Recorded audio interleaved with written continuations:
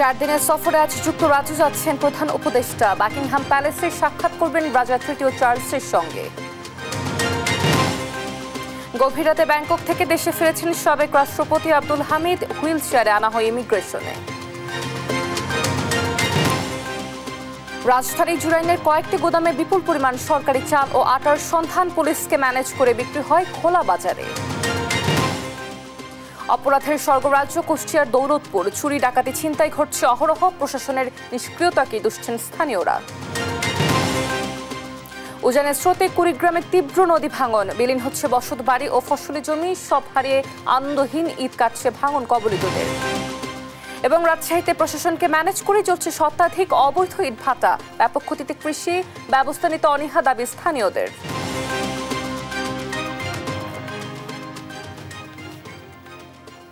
দেখছিলেন শিরোনামগুলো। সংবাদ সকালে আপনাদের সঙ্গে রয়েছি আমি অতসী সেন। এবারে পুরো খবর। 4 দিনের সরকারি সফরে আজ যুক্তরাজ্য যাচ্ছেন অন্তর্বর্তী সরকারের প্রধান উপদেষ্টা ডক্টর মোহাম্মদ ইউনূস।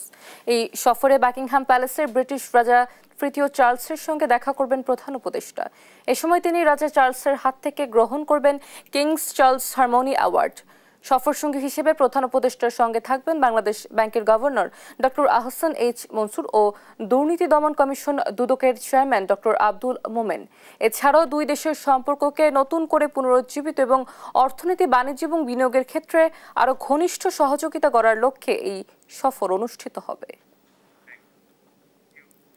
ব্যাংকক থেকে দেশে ফিরেছেন আওয়ামী লীগ সরকারের সাবেক রাষ্ট্রপতি আব্দুল হামিদ।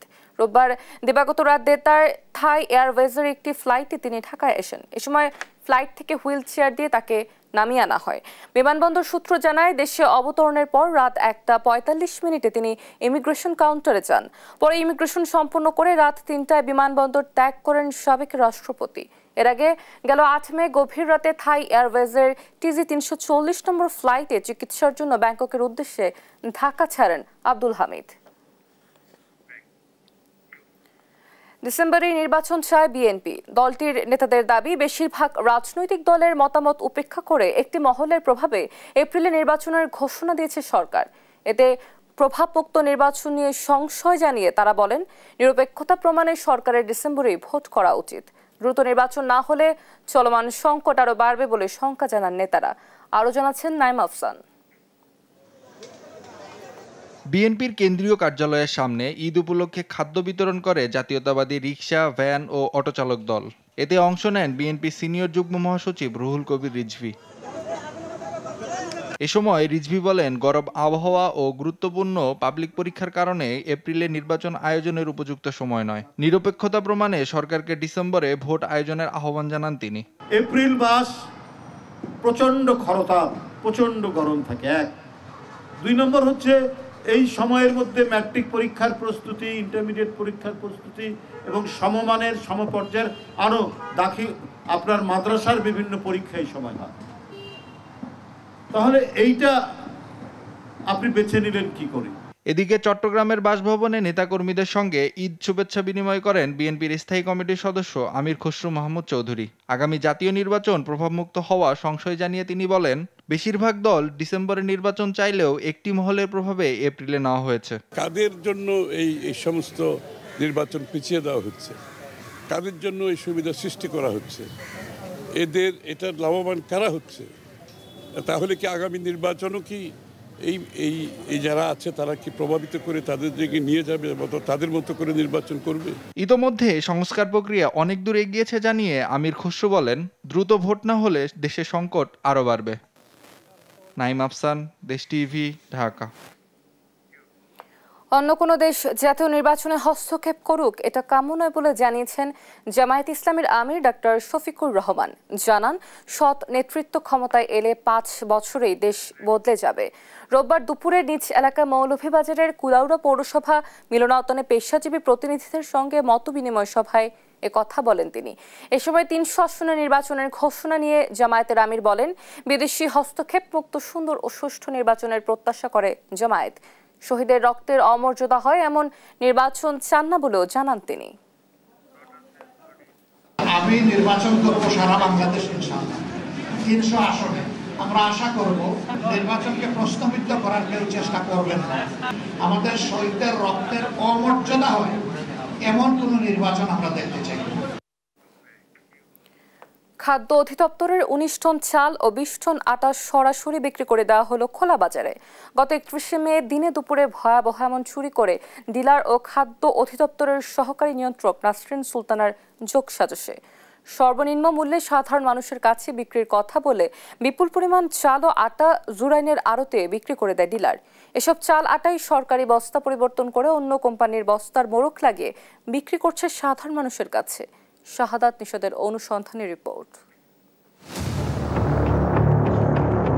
খাদ্য অধিদপ্তরের তেজগাঁও গুদামে সারিবদ্ধ ট্রাক ১৭৫ মেট্রিক টন চাল ও ১৭০ মেট্রিক টন আটা সর্বনিম্ন মূল্যে হতদরিদ্র ও সাধারণ মানুষের কাছে বিক্রি করতে দেওয়া হবে ডিলারকে।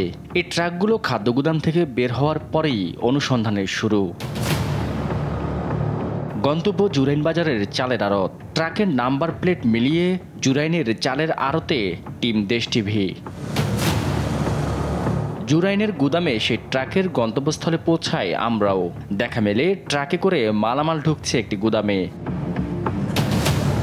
গুদামে ঢুকতে চোখ চটক কাজ।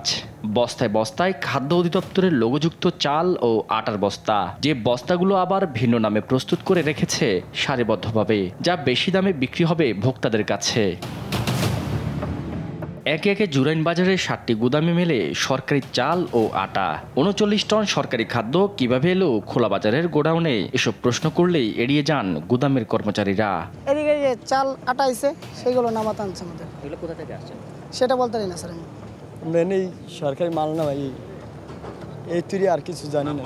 অবশ্য তৎক্ষণাৎ জুরাইনের গুদামে হাজির হয় র্যাব ও সেনাবাহিনী। অভিযান চালিয়ে উদ্ধার করে এসব সরকারি খাদ্য।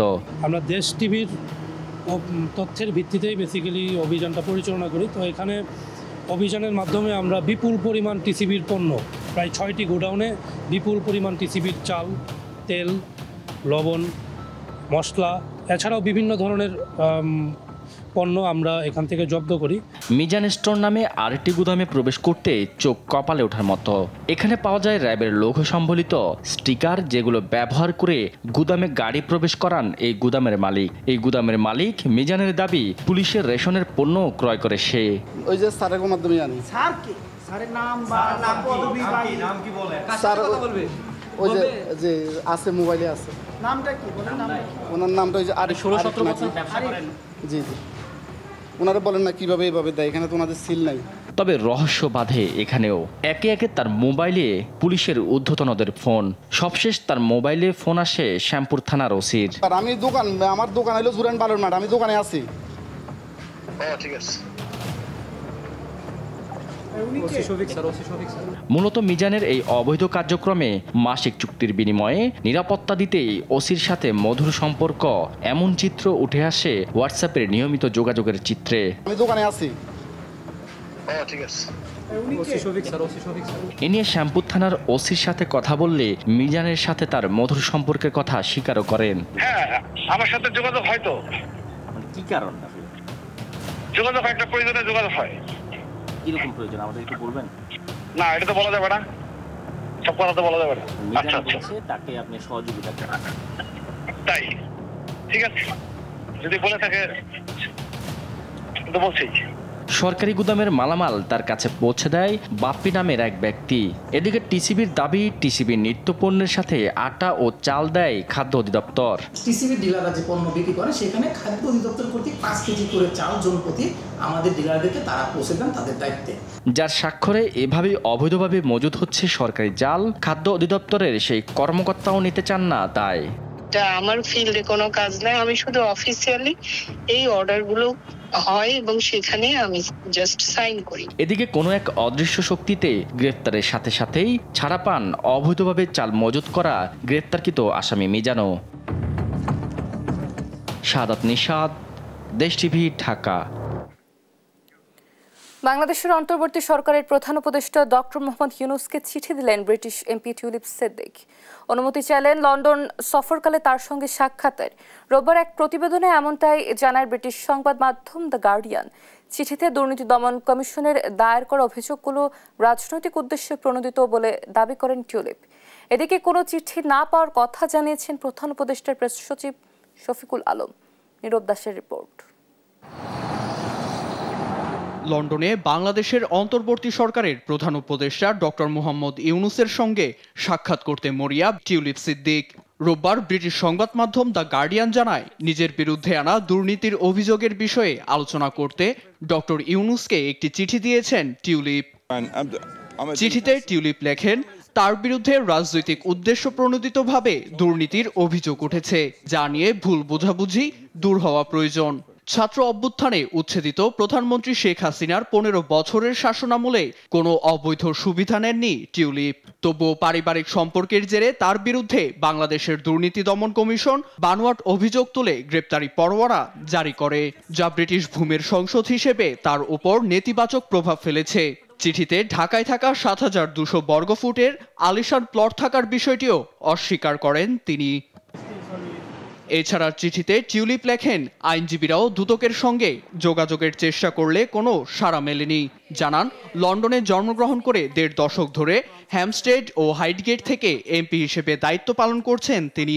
এমনকি দুদকের দায়ের করা সব অভিযোগ থেকে ব্রিটিশ উপদেষ্টা লরি ম্যাগনাস তাকে অব্যাহতি দিলেও নিজে থেকেই পদত্যাগ করেন বলে চিঠিতে লেখেন টিউলিপ। যদিও আগে নোবেল বিজয়ী ডক্টর ইউনুসকে নিয়ে নানা মন্তব্য করেন টিউলিপ, সমালোচনা করেন গ্রামীণ ব্যাংক নিয়েও। সে সবটাই ভুলে চিঠির মাধ্যমে উপদেষ্টা ডক্টর ইউনুসের দ্বারস্থ হলেন তিনি। 9 জুন লন্ডন সফরে যাবেন প্রধান উপদেষ্টা। গ্রহণ করবেন রাজা তৃতীয় চার্লসের কাছ থেকে কিং চার্লস হারমোনি অ্যাওয়ার্ড 2025। এছাড়া থিঙ্ক ট্যাঙ্ক চ্যাথাম হাউসে অংশগ্রহণ সহ ব্রিটিশ প্রধানমন্ত্রী কিয়ার স্টারমারের সঙ্গে বৈঠকেরও কথা রয়েছে তার। নীরব দাস, নিউজ ডেস্ক, দেশ টিভি। অপরাধের স্বর্গরাজ্যে পরিণত হয়েছে কুষ্টিয়ার দৌলতপুর উপজেলা। একের পর এক ঘটছে চুরি, ডাকাতি, ছিনতাইয়ের ঘটনা। আধিপত্য বিস্তার সহ রাজনৈতিক দ্বন্দ্বে ঘটছে হামলা মামলার ঘটনাও। প্রশাসনের কাছে গিয়েও মিলছে না প্রতিকার। জানিয়ে উদ্বেগ উৎকণ্ঠায় জনসাধারণ, দুষছেন প্রশাসনের নিষ্ক্রিয়তাকে। তবে দায় নিতে নারাজ প্রশাসন। ইরফান রানার ক্যামেরায় কুষ্টিয়া থেকে নাহিদ হাসান তেতাসের রিপোর্ট। প্রকাশ্যে ছিনতাই, অস্ত্রের মহড়া ও এমন হামলার ঘটনা কুষ্টিয়ার দৌলতপুরে এখন নিত্যদিনের ব্যাপার হয়ে দাঁড়িয়েছে। প্রতিনিয়তই ঘটছে চুরি ডাকাতির মতো ঘটনা। আধিপত্য বিস্তার, রাজনৈতিক দ্বন্দ্ব ও মাদক ব্যবসা সহ নানা কারণে ঘটছে হামলা মামলা এবং হত্যাকাণ্ডের ঘটনাও। যেন অপরাধের স্বর্গরাজ্যে পরিণত হয়েছে এই উপজেলা, জানিয়ে উদ্বেগ ও উৎকণ্ঠায় জনসাধারণ। বেশ কিছু জায়গায় সন্ধ্যা হলেই ডাকাতি শুরু হয়ে যাচ্ছে। বাড়িঘর লুটপাট, গরু ছাগল যা কিছু আছে সব লুটপাট। মাদিয়া গ্রামের বেশ কিছু চিহ্নিত চোর আছে। যজ্ঞসামান সুইট আছে। আসদের এক নেতা ছিল যে এখন বিএনপির নাম ভাঙিয়ে খাচ্ছে, সেটা হচ্ছে আলম। তারপরে আছে নবীর চোর, যে নবীর চোর নামে পরিচিত। বাড়িতে লুটপাট করছে, আমারে বাড়িতে মারধর করছে, আমারে গালাগালি করছে। আমরা 15 দিন হলো বাড়ি ছাড়া। 3 বার থেকে গরু খসিলাই মোটরসাইকেল 4টা ভাঙচুর করে, পুলিশ নিয়ে আসা পরে কিন্তু ঘটনাটা ঘটে। শুধু তাই নয়, এই উপজেলার যে কোনো উন্নয়ন কাজেও ঠিকাদারদের দেওয়া হচ্ছে হুমকি ধামকি। কাজের সাইডেও করা হচ্ছে হামলা। বিভিন্ন পার্টির পরিচয়ে উড়ো চিঠির মাধ্যমে চাওয়া হচ্ছে চাঁদাও। থানায় অভিযোগ দেওয়ার পরেও কোনো ব্যবস্থা নিচ্ছে না প্রশাসন, জানিয়ে আতঙ্কিত জনপ্রতিনিধিরাও। এর জন্যে প্রশাসনকেই দায়ী করছেন তারা। আমাদেরকে চিঠি দিয়ে গেছে, চিঠিতে বলে গেছে 50 লক্ষ টাকা না দিলে কাজ বন্ধ থাকবে। গুলি করছে, একটা রাস্তার উপরে গুলি করেছে এবং আমাদের একটা ছেলেকে অনেক মারধর করছে। ছেলেপেলে মানুষ এরা সবাই একটু আতঙ্কভাবেই ছিল, কাজই করবে না, সবাই চলে যাবে। আমাদেরও কাজ তাড়াতাড়ি শেষ করতে হবে। প্রশাসন কোনো কাজ করছে না, পুলিশ প্রশাসন একবারে নিষ্ক্রিয়।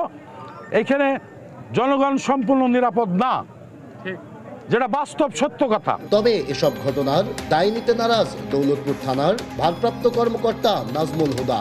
আইন শৃঙ্খলার এমন অবনতির পরেও উল্টো বলছেন সবকিছুই চলছে ঠিকঠাক ভাবেই। প্রতিনিয়ত চুরি ডাকাতি ছিনতাই কয়টা রেকর্ড আছে আপনার কাছে? হচ্ছে না। আপনি কথাগুলো আমার মনে হয় যে অথেন্টিক ভাবে বলেন, আমি তার উত্তর দিব। গত 5 আগস্টের পর থেকে এই উপজেলায় উদ্বেগজনক হারে অপরাধ প্রবণতা বাড়লেও অপরাধীরা থেকেই যাচ্ছে ধরাছোঁয়ার বাইরে। ফলে প্রশাসনের ভূমিকা নিয়ে উঠছে প্রশ্ন। নাহিদ হাসান তিতাস, দেশ টিভি, কুষ্টিয়া। কোরবানির ঈদের আনন্দ নেই কুড়িগ্রামের ভাঙন কবলিত মানুষের। এবার ঈদের আগে বৃষ্টি ও উজানের ঢলে বসতবাড়ি ও ফসলি জমি ভাঙনের কবলে পড়ায় দুর্বিষহ দিন কাটছে অনেক পরিবারের। এই পরিস্থিতিতে ঈদের খুশি তো দূরের কথা, ঠিক মতো খাবারই জুটছে না তাদের। জুয়েল রানার তথ্য ছবিতে জানাচ্ছেন আপন অপু। গেল এক মাসে প্রায় 50টি পরিবার হারিয়েছে তাদের বসতভিটা। হুমকিতে থাকা পরিবারগুলো সরিয়ে নিচ্ছে তাদের ঘরবাড়ি। এমন চিত্র কুড়িগ্রামের উলিপুর উপজেলার বেগমগঞ্জ ইউনিয়নের ব্রহ্মপুত্র পাড়ের রসুলপুর ও বালাডোবা এলাকার। অন্যদিকে ব্রহ্মপুত্রের পাড় ছাড়াও তিস্তা, ধরলা ও দুধকুমার নদের অববাহিকারও অনেকে হারিয়েছে তাদের বসতবাড়ি ও ফসলি জমি। কুড়িগ্রামে তীব্র হয়ে উঠেছে নদী ভাঙন, হুমকিতে রয়েছে হাজারো মানুষ। এছাড়াও নদী ভাঙনের কবলে জেলার রৌমারী, রাজারহাট ও কুড়িগ্রাম সদরের বেশ কিছু এলাকা।